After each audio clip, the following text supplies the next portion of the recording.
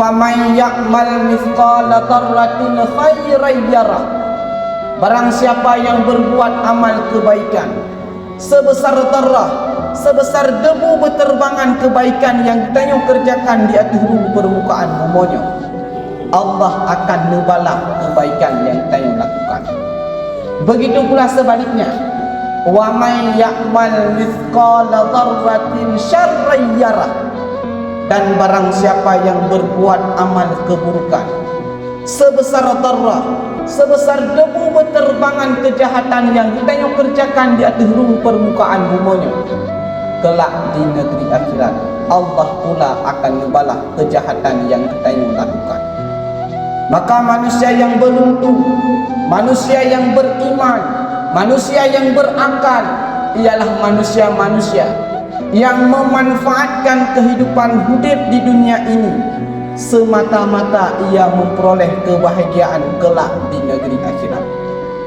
Sedangkan manusia-manusia yang tidak berakal, manusia-manusia yang tidak beriman, itulah mereka itu yang lalai akan nikmat dunia. Mereka itu yang lalai dan mengabaikan perintah-perintah Allah. Mereka itu yang terlena dengan larangan-larangan Allah. Dan mereka itu pula yang merasa nikmat di saat bermaksiat kepada Allah Subhanahu wa ta'ala. Na'udzubillah. Maka oleh karena demikian, di dalam satu hadis, malaikat Jibril alaihi salam berpesan kepada baginda Rasul Muhammad yang moga-moga menjadi pesan bagi kita bersama untuk meningkatkan ketakwaan kita kepada Allah.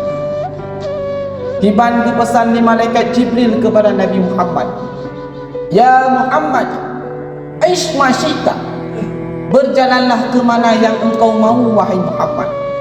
Engkau mau pergi ke timur, ke barat, ke selatan, ke utara, dipersilahkan wahai Muhammad. Tapi ingat Muhammad, fa innaka mayyitun, kelak engkau akan menjadi mayat, kelak engkau akan menjadi bangkai, kelak engkau tidak akan berdaya apa-apa.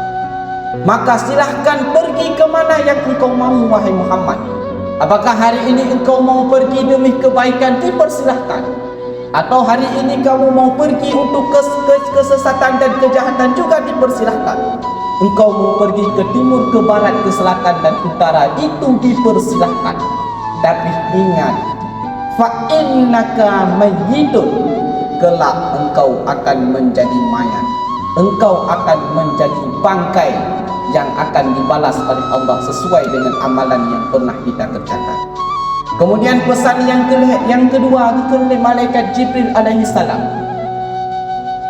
ya Muhammad, wa'mal ma syi'ta, kerjakan apa yang engkau mau wahai Muhammad hidup di dunia ini.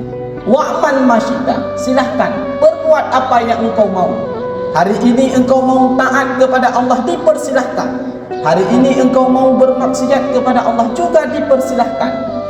Tapi ingat, fa innaka majziyun bih, kelak di negeri akhirat Allah akan membalas amalan perbuatan yang engkau kerjakan sesuai dengan balasan apa yang engkau kerjakan. Bila memang kehidupan di dunia ini hari ini engkau melakukan ketaatan kepada Allah, ibadah kepada Allah, maka Allah pula kelak di negeri akhirat akan dibalas dengan kebaikan.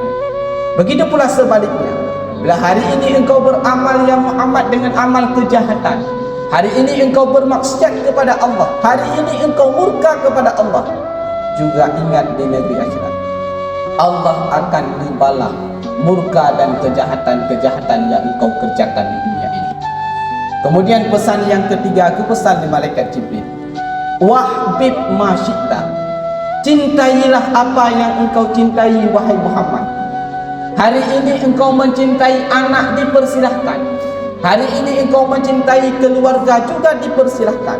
Hari ini engkau mencintai harta, pangkat dan jabatan dan lain sebagainya, juga dipersilahkan. Tapi ingat wahai Muhammad, fa innaka mufarriquhu, kelak engkau akan berpisah dengan apa yang engkau cintai. Hari ini engkau mencintai keluarga, satu saat keluarga akan berpisah denganmu. Hari ini engkau mencintai pangkat dan jabatan, juga ingat pangkat dan jabatan akan berpisah denganmu suatu saat. Hari ini engkau mencintai hartamu, yang dengan harta kalian bermaksiat kepada Allah, juga pada suatu saat hartamu akan berpisah meninggalkanmu, wahai Muhammad. Maka melalui 3 pesan tersebut, kemana saja kita pergi, kitanya akan berjumpa dengan kematian. Maka berhati-hatilah, persiapkanlah diri kita dalam menjemput kematian tersebut. Di saat kita teringat akan kematian, maka kemanapun kita pergi, kita harus mengetahui apa yang diperintah oleh Allah dan apa yang dilarang oleh Allah. Kita mau pergi ke timur, ke barat, ke selatan, ke utara, di penghujungnya ada kematian.